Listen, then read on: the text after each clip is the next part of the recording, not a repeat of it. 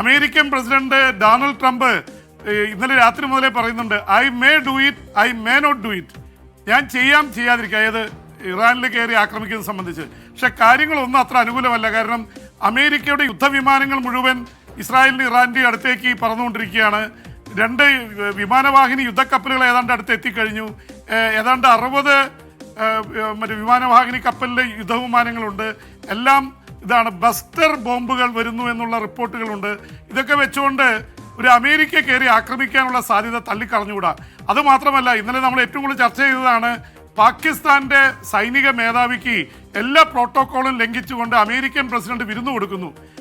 ഇന്ത്യയുടെ പ്രധാനമന്ത്രിയെ ഇവിടെ വെച്ച് കാണുമെന്നൊക്കെ പറഞ്ഞിരുന്നു. G7 രാഷ്ട്രങ്ങൾ അവിടെ വെച്ച് കണ്ടിരുന്നില്ല. പിന്നീട് ഫോണിൽ വിളിച്ച് കഴിയുമെങ്കിൽ ഈ അമേരിക്ക വഴിക്കൊന്ന് കടന്നു പോകൂ എന്ന് ട്രംപ് പറഞ്ഞു. പക്ഷേ കേറിക്കോളാൻ ഈ പ്രോട്ടോക്കോളിൽ ഒരിക്കലും ഇല്ലാത്തൊരു പരിപാടിയാണ്.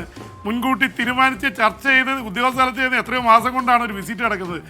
പോണ വഴിക്ക് കാനഡയിൽ നിന്ന് തൊട്ടടുത്ത രാജ്യമല്ല, ഇവിടെ വന്ന് ഭക്ഷണം കഴിച്ച് പൊക്കോ എന്നുള്ള രീതിയിലാണ്. ട്രംപിന് ഇതൊന്നും ബാധകമല്ല. പക്ഷേ ഇന്ത്യൻ പ്രധാനമന്ത്രി അത് നിഷേധിച്ച് നന്നായി. ഇല്ലെങ്കിൽ പാകിസ്ഥാൻ സൈനിക മേധാവിക്ക് കൈയും കൊടുത്ത് അവിടെ നിന്ന് ഭക്ഷണം കഴിക്കേണ്ടി വന്നേനെ.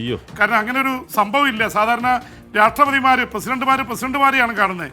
ഇന്ത്യയുടെ ഉപരാഷ്ട്രപതിയായിരുന്ന അഡ്വാനി ചെന്നിട്ട് പോലും അവിടുത്തെ പ്രസിഡന്റ് ഭക്ഷണം കഴിക്കാൻ കൂടുകയല്ലാതെ നേരിട്ട് ഇത് ചെയ്യുന്നില്ല. അന്ന് വാജ്പേയി ആയിരുന്നു പ്രധാനമന്ത്രി. അപ്പോൾ ആ പ്രോട്ടോക്കോളൊക്കെ ലംഘിച്ചതിൻ്റെ പിന്നിലൊരു കാര്യം പറയുന്നുണ്ട് SKN. അതിന് പ്രധാനമായിട്ട് പറയുന്നൊരു വാദം പാകിസ്ഥാന്റെ സൈനിക താവളം ഉപയോഗിച്ച് ഇറാനിലേക്ക് അടിക്കാൻ വേണ്ടിയാണ് എന്ന് പറഞ്ഞു. കാരണം പാകിസ്ഥാൻ നേരത്തെ മുതലേ അമേരിക്കയുടെ സഖ്യകക്ഷിയായിരുന്നാണ്.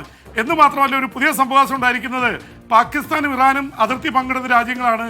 പാക് അതിർത്തി അടയ്ക്കാൻ പാകിസ്ഥാൻ ഉത്തരവിട്ടിരിക്കുന്നു. ഇനി ആരും ഇറാനിലേക്ക് പോകരുത്, അതിർത്തി അടയ്ക്കുന്നു. എന്ന് വെച്ചാൽ പാകിസ്ഥാൻ എന്തോ തീരുമാനിച്ചുറച്ച പോലെയാണ്.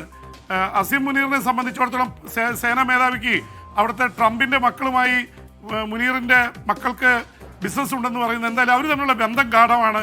അപ്പോൾ ഇതിനിടയിലാണ് ഇന്ത്യയുടെ എതിർപ്പിനെ അവഗണിച്ചുകൊണ്ട് തന്നെ ഈ പാകിസ്ഥാൻ ഇപ്പോൾ കൂട്ടുപിടിച്ചിരിക്കുന്നത്. അത് ഒരു തരത്തിൽ ഇറാനെ ആക്രമിക്കാനുള്ള നീക്കത്തിന്റെ ഭാഗമാണെന്ന് വ്യാഖ്യാനം